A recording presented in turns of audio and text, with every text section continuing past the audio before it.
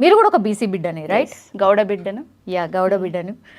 Okay, so నిన్న జరిగినటువంటి సభ, తీన్మార్ మల్లన్న మాట్లాడినటువంటి తీరు, మీరు ఎవరి వైపు ఉన్నారు? పార్టీ వైజ్గా పక్కన పెడదాం, జస్ట్ ఆయన మాట్లాడింది ఫోకస్డ్గా మీ గురించే కాబట్టి మీ అభిప్రాయం ఏంటి?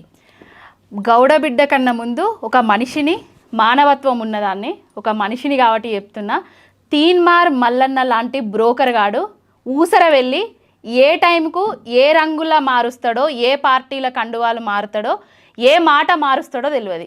తీన్మార్ మల్లన్న అనేటోడు నా దృష్టిలోనైతే ఒక బ్రోకరు, ఒక లోఫరు. ఫస్ట్ బహుజనవాదిని అన్నాడు, అంగీలాగు సిద్ధాంతం ఎత్తుకున్నాడు. తర్వాత ₹1 ఇయ్యండ్రి గూగుల్ పే దేదో ₹1 ఛాయ కోసం అన్నాడు. హెలికాప్టర్ల దిగంగానే నేనే నా అంత మొగోడు లేడనేసి కులాల మీద మతాల మీద చిచ్చులు పెట్టేటోళ్ళు ఒక పార్టీ అయిపోయింది. ఇప్పుడు కులాల మీద కుంపట్లు రేపడానికి ఈయనొచ్చిండు. ఇప్పుడు తీన్మార్ మల్లయ్య కొన్ని మాటలు మాట్లాడిండు. ఏ పార్టీ నుంచి వెళ్ళి ఎమ్మెల్సీగా గెలిచిండు, ఎవరు టికెట్ ఇస్తే ఎమ్మెల్సీగా గెలిచిండు, ఎవరు ఆయనను నడిపిస్తున్నాడు, ఎవరు నడిపిస్తే ఆ నడవడికలు ఆ మాటలు వస్తున్నాయో తెలంగాణ సమాజానికి మొత్తం అర్థమైపోయింది. నేను మాత్రము తీన్మార్ మల్లయ్య స్టాండ్ అయితే కాదు, ఆయనకు నేను సపోర్ట్ అయితే చేస్తలేను. ఎందుకు? మీ అందరూ ఒకటే తాటి మీద ఉన్నారట, మీ అందరి కోసం యాజ్ ఎ లీడర్గా కొట్లాడుతున్నా అని చెప్పిండు కదా.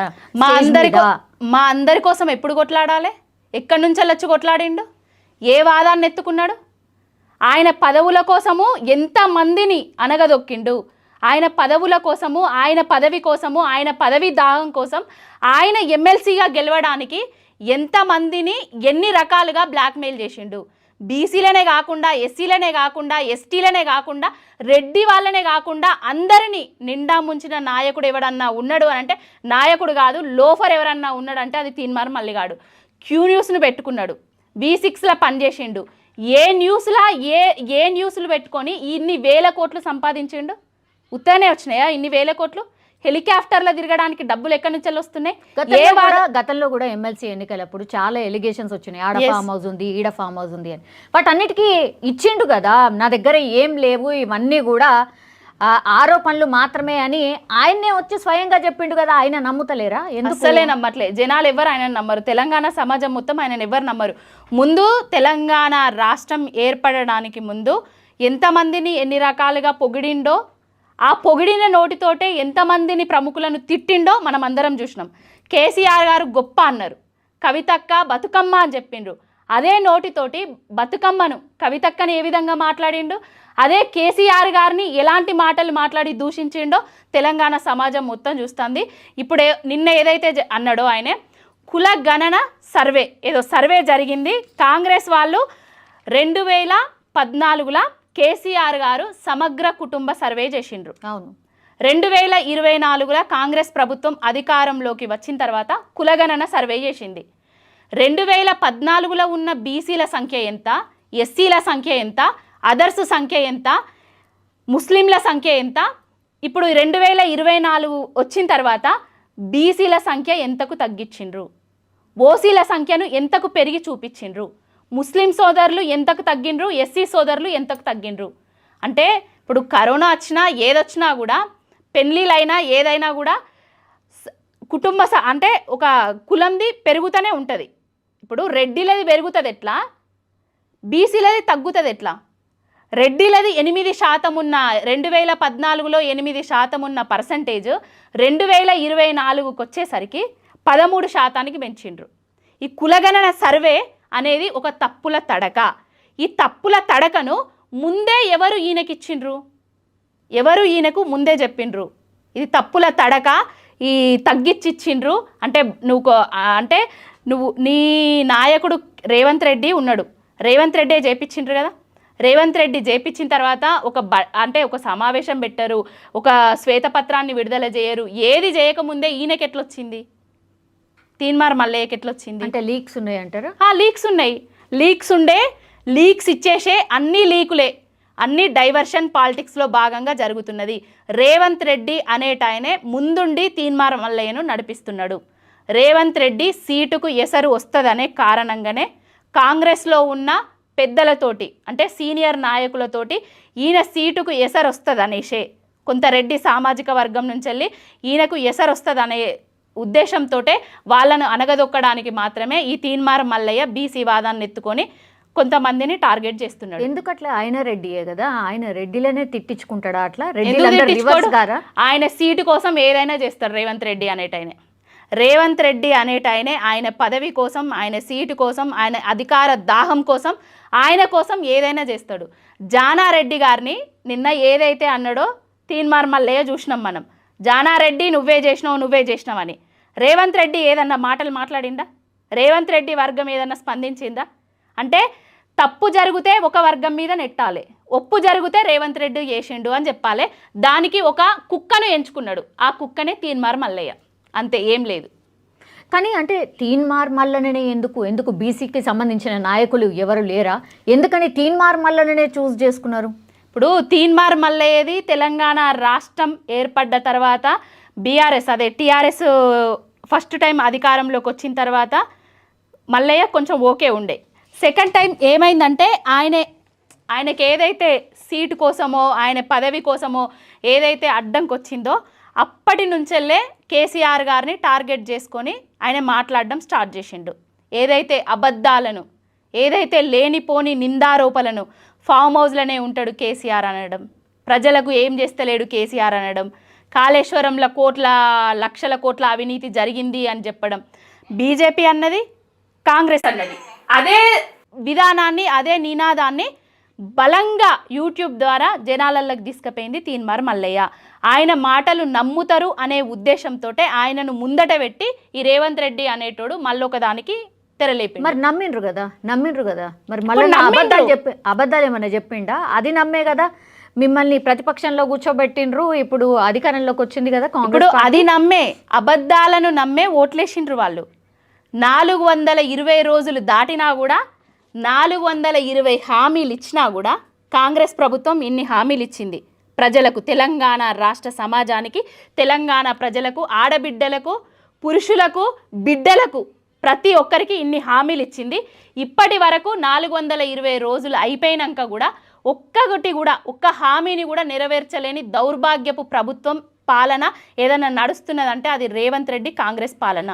మీకు బీసీల మీద ప్రేమ ఉందా? ఎందుకంటే గతంలో మీరే కదా ఒక రిజర్వేషన్ దగ్గర నుంచి రిజర్వేషన్ని తగ్గించిండ్రు కాబట్టే ఆ బీసీలో కోపంగా ఉన్నారని క్యాష్ చేసుకున్నట్టు అనుకోవచ్చు కదా, కాంగ్రెస్ పార్టీని నమ్మినట్టు అనుకోవచ్చు కదా. ఎందుకట్లా బీసీలను ఎక్కడ తగ్గించిండ్రండి? రిజర్వేషన్స్ లో తగ్గించారు కదా స్థానిక సంస్థలు. 2003లోనే బీసీలకు స్థానిక సంస్థలల్లా ఎన్నికలల్లా తగు న్యాయం జరిపియాలనేసి కేసీఆర్ గారు బీసీలకు గొడుగు పట్టిండు. బీసీల కోసం, బడుగు బలహీన వర్గాల జీవుల కోసము గొర్రెల పంపిణీ కానివ్వండి, చేపపిల్లల పంపిణీ కానివ్వండి, ఇంకొకటి బీసీలకు పెద్దపీట వేసింది రాజకీయంగా అంటే అది కేసీఆర్ గారనే చెప్పొచ్చు. ఆర్థిక మంత్రిని ఈటెల రాజేందర్ గారిని చేసింది బీసీని కేసీఆర్ గారు. తర్వాత మర్యాదగానే పంపించేసారు కదా. తర్వాత ఆయన చేసిన తప్పులా ఏంటిది అనేది తర్వాత అది జనాలకు తెలుసు, కేసీఆర్ గారికి తెలుసు, రాష్ట్రం మొత్తం తెలుసు. బీసీల బిడ్డలు అని అంటే కేవలం బర్రెలు కాసుకోండి, లేదంటే గొర్రెల్ని కాసుకోండి, గిందుకే పనికొస్తారా, ఓటింగ్ కోసం పనికొస్తారా, గంతేనా అని కూడా మాట్లాడారు కదా. ఇప్పుడు ఓటింగ్ కోసం పనికొస్తారా? మరి గొర్రెలు కూడా ఇస్తలేరు కదా.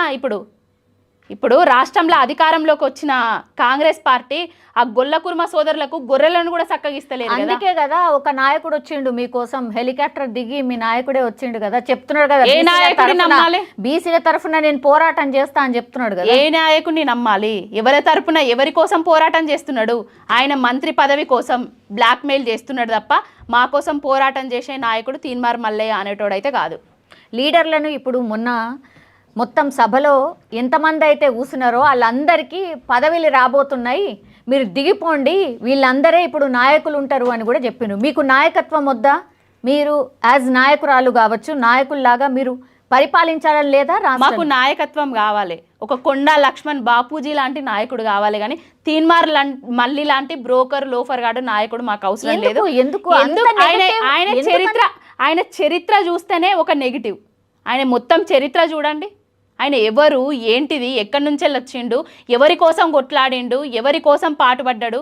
తెలంగాణ రాష్ట్ర ప్రజలు ఇప్పుడు నిండా మునగడానికి కారణము, రాష్ట్రం అధ్వానంగా మారడానికి కారణం కొంత తీన్మార్ మల్లి లాంటి యూట్యూబ్ ఛానల్ ద్వారానే జరిగింది.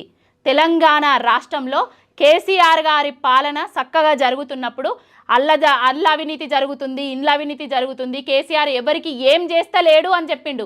ఇప్పుడే అదే నోటితోటి కేసీఆర్ గారు చేసిన సర్వేనే మంచిది, రేవంత్ రెడ్డి చేసిన కుల గణన మంచిది కాదు అని చెప్తున్నాడు. ఎట్లా ఎట్లా అది ఎట్లా చెప్తున్నాడు కదా. ఇప్పుడు ఆయననే తీన్మార్ మల్లిగానే అడగండి, మీరు పిలిచి అడగండి, మీ ఐ డ్రీమ్కి పిలిచి అడగండి. అప్పుడేమో కేసీఆర్ గారిని తిట్టినావు, ఇప్పుడు కేసీఆర్ గారు చేసిన లెక్కలే కరెక్ట్ అంటున్నావు.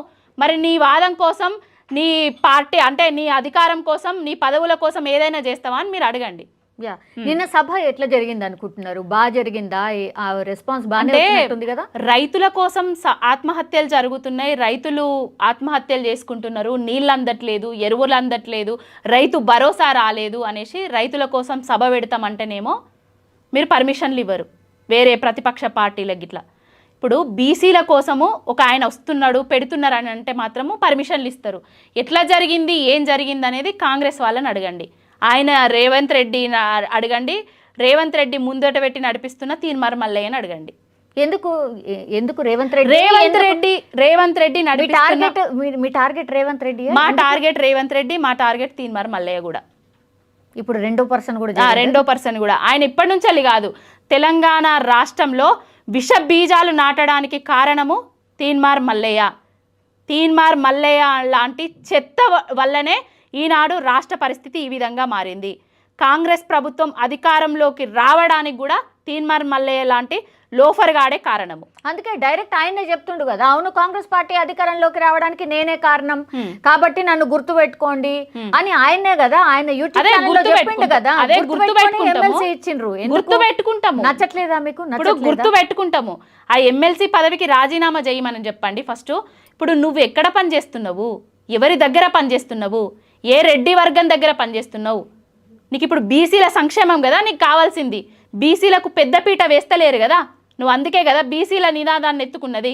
నీ కామారెడ్డి డిక్లరేషన్లా కాంగ్రెస్ ప్రభుత్వం కాంగ్రెస్ పార్టీ ఏం చెప్పింది? కామారెడ్డి డిక్లరేషన్లా బీసీ కమిషన్ నివేదిక ఆధారంగా మేము అధికారంలోకి వచ్చిన 100 రోజులల్లనే బీసీలకు 23% ఉన్న శాతాన్ని 42% పెంచుతామని చెప్పిండ్రు. అందుకే కదా ఈ లెక్కలు ఎక్కడ పెంచిండ్రు? పెంచబోతున్నారు. ఎక్కడ పెంచిండ్రు? ఏడాదికి 20,000 కోట్ల చొప్పున ఇస్తాము అని చెప్పిండ్రు, నిధులు సమకూరుస్తాము, బీసీ కమిషన్, బీసీకి సబ్ ప్లాన్లు పెట్టి అనేసి చెప్పిండ్రు. ఇప్పుడు ఏమేం చెప్పిండ్రో మీకు ఒక్క విషయము, బీసీ సంక్షేమం కోసం ఇన్ని చెప్పిండ్రు. ఈ బీసీ సంక్షేమంలో ఏమి ఇచ్చిండ్రండి? ఏదన్నా ఇచ్చిండ్రా? ఏడాదికి 20,000 కోట్ల చొప్పున సంక్షేమానికి ఇస్తామని చెప్పిండ్రు. ఏడాది అయిపోయింది, 20,000 కోట్లు ఎక్కడన్నా ఇచ్చిండ్రా? 5 సంవత్సరాలకు 1,00,000 కోట్లు చేస్తామని చెప్పిండ్రు. ఈ 1,00,000 కోట్లు ఎప్పుడు చేస్తారు, ఎప్పుడు ఇస్తారు, ఎవరి కోసం ఇవన్నీ? కనీసం ఇదివరకు బీఆర్ఎస్ పార్టీ వాళ్ళు ఇచ్చిన సంక్షేమ పథకాలను కూడా ప్రజలకు చక్కగా అందిస్తలేరు. గొర్రె పిల్లలు వస్తలేవు, చేప పిల్లలు వస్తలేవు, రైతు భరోసా వస్తలేదు, ఎక్కడి వేసిన గొంగడి అక్కడనే ఉన్నది. ఇప్పుడు రైతు భరోసా మీద ఏదైతే చర్చ జరుగుతుందో జనవరి 20వ తారీఖు రాత్రి 12 గంటల తర్వాత టకీం అనేసి రైతు భరోసా పైసలు పడతాయని రేవంత్ రెడ్డి చెప్పిండు. కేసీఆర్ గారు రాష్ట్రంలో ఉన్న రైతులకు ఒకటేసారి ఇస్తే ఈ రేవంత్ రెడ్డి అనేటాయన వచ్చి రాష్ట్రం వేయింది, జిల్లాలు వేయినాయి, మండలాలు వేయినాయి, గ్రామ పంచాయతీలను, చిన్న చిన్న గ్రామ పంచాయతీలను ఎన్నిక చేసుకున్నాడు. కొంతమంది రైతులకేసి అందరికీ పడ్డాయి అని చెప్తున్నాడు. మరి ఈ తీన్మార్ మల్లయ్య అనేటోడు బీసీలు రైతులు లేరా? ఎందుకు మరి రైతుల తరపున కొట్లాడతలేడు? ఈ తీన్మార్ మల్లయ్య లాంటోడు సిరిసిల్లాలో మరో ఉరిసిల్లాగా మారింది. ఇదివరకు కాంగ్రెస్ హయాంలో ఉరిసిల్లాగా ఉన్న సిరిసిల్ల కేసీఆర్ గారి పాలనలో మళ్ళా సిరిసిల్లాగా మారిన తర్వాత, ఇదే కాంగ్రెస్ వచ్చిన తర్వాత రోజుకొక నేతన్న చనిపోతున్నాడు. ఆత్మహత్యలతోటి, ఆకలి చావులతోటి, అప్పుల బాధలతోటి ఊరేసుకొని చచ్చిపోతాండ్రు. ఈ తీన్మార్ మల్లయ్య అనేటోడు మరి మా పద్మశాలి సోదరుల దగ్గరికి పోయి ఎందుకు చచ్చిపోతాండ్రు, మీకేం తక్కువ అయింది, నేనున్నా అనేసి ఎవరి ఆత్మహత్యలు ఆపడం లేదే?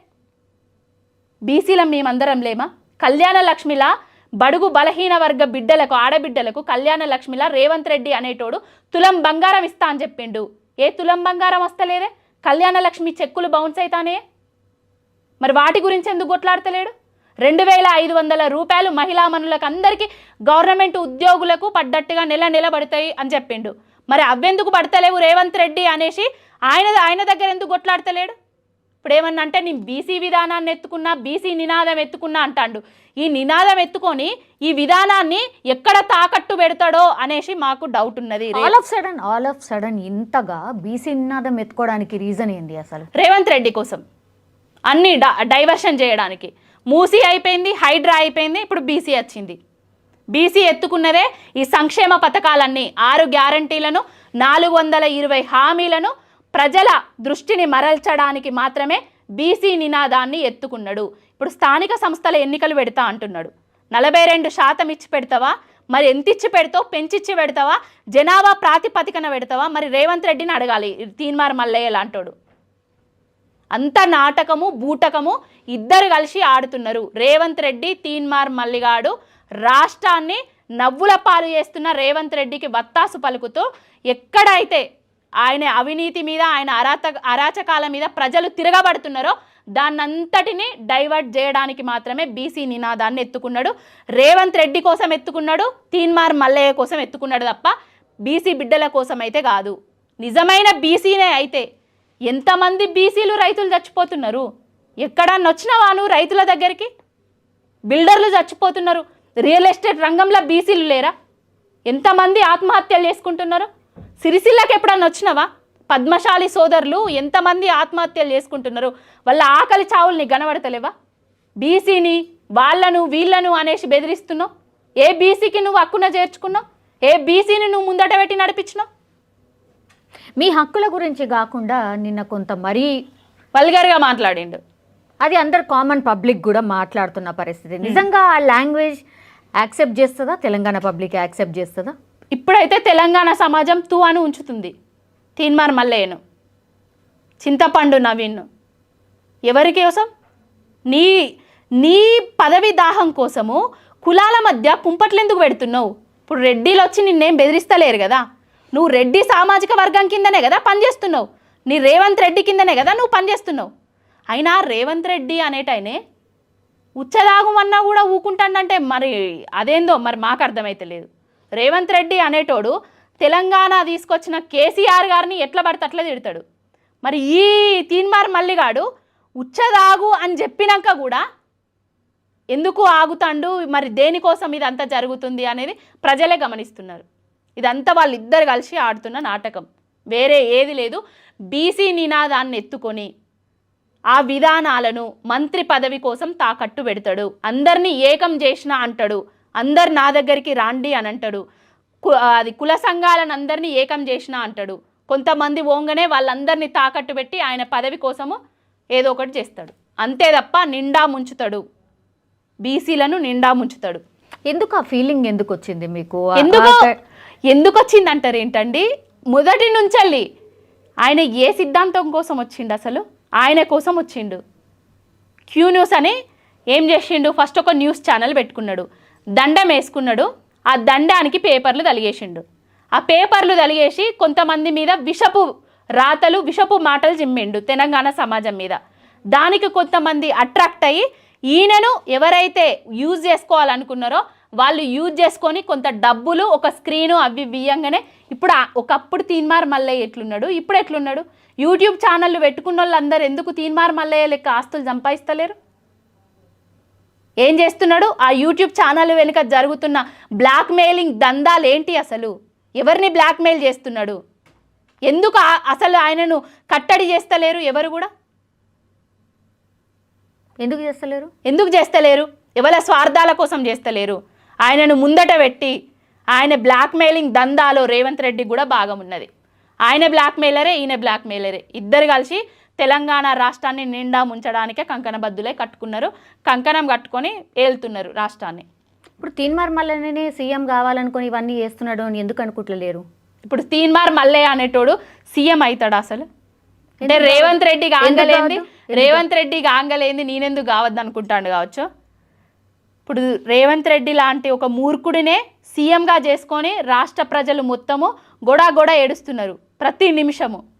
ఏ సంక్షేమ పథకం అందక, అభివృద్ధి చక్కగా లేక తెలంగాణ రాష్ట్రం ఇజ్జతు యావత్ ప్రపంచవ్యాప్తంగా పోతుంటే సిగ్గుతో తలదించుకుంటున్నాం. రేవంత్ రెడ్డి లాంటోనే మనం అధికారంలోకి తెచ్చుకొని సీఎం కుర్చీలో కూర్చుండబెట్టుకొని అంటే సీఎం పదవి అనేది ఒక ఆట వస్తువుగా అయిపోయిందండి. ఎవరు పడితే వాళ్ళమే. రేవంత్ రెడ్డి అయిన తర్వాత నేనెందుకు కాకూడదు అనుకుంటున్నారు. అట్లా అయిపోయింది ఇంకా. యా, లాస్ట్లీ ఏం చెప్తారు అంటే బీసీ నినాదం కావచ్చు, లేదంటే ఈ కుల గణనకు సంబంధించి కావచ్చు, ఏమన్నా ఈ లెక్కలు తేలిన తర్వాత ఆ లెక్కలన్నీ ఏం చేస్తారు అంటే వాట్ దే డూ? ఏం చేస్తారు అనేది వాళ్ళకే తెలియాలి. ఏం చేస్తారు, మీరు లెక్కగట్టి ఏం చేసిర్రు, ఇప్పుడు వీళ్ళు లెక్కగట్టి ఏం మేము చేసినాం, చాలానే చేసినామండి. కేసీఆర్ గారు చాలానే చేసిండ్రు, బీసీలకు చేసిండ్రు, తెలంగాణ రాష్ట్రంలో ఉన్న సకల జనులకు సంక్షేమాలను అందించిండ్రు. అదే రేవంత్ రెడ్డి అనేటోడు తెలంగాణ రాష్ట్రంలో ఉన్న ప్రతి సంబంధ వర్గాన్ని మోసం చేసి అధికారంలోకి వచ్చిండు. ఏ సంక్షేమ పథకం అందట్లేదు. ఇంకొకటి, బీసీలకు రాజ్యాధికారం కావాలి అని కొట్లాడుతున్నారు అందరూ. కావాలి, రావాలి, బీసీలు కూడా ఎదగాలి, రాజకీయాలలో ఉండాలి, ఎమ్మెల్యేలుగా ఎదగాలి, మంత్రులుగా ఎదగాలి, వాళ్ళు కూడా మంచి పొజిషన్లు ఉండాలి. కానీ ఇలాంటి దొంగలను నమ్మితే మన ఆత్మగౌరవాన్ని వాడి సీటు కోసం తాకట్టు పెట్టుకుంటారు. ఎందుకు అనుకుంటలేరు ఇంతకాలం తర్వాత ఒక లీడర్ అయితే వచ్చిండు, ఇంత పెద్ద సభ పెట్టిండు అని? ఒక బ్రోకర్ను, ఒక లోఫర్ను లీడర్గా యాక్సెప్ట్ అయితే చెయ్యదు తెలంగాణ సమాజం. ఓకేనా? మీకు అంటే మీరు busy, as a busy different పీపుల్తోని ఈరోజు మాట్లాడి ఉంటారు కదా, అట్లనే మీకు రెడ్డి ఫ్రెండ్స్ కూడా ఉన్నారా? వాళ్ళతో కూడా మాట్లాడినరా? ఏమన్నారు? ఏంటంటే మన మధ్యలో అందరం కలుస్తున్నాము, మన మధ్యలో మనకే కుంపట్లు పెడుతున్నారు, ఇట్లా ఎందుకు మాట్లాడుతున్నాడు అనేసి మాట్లాడుతున్నారు.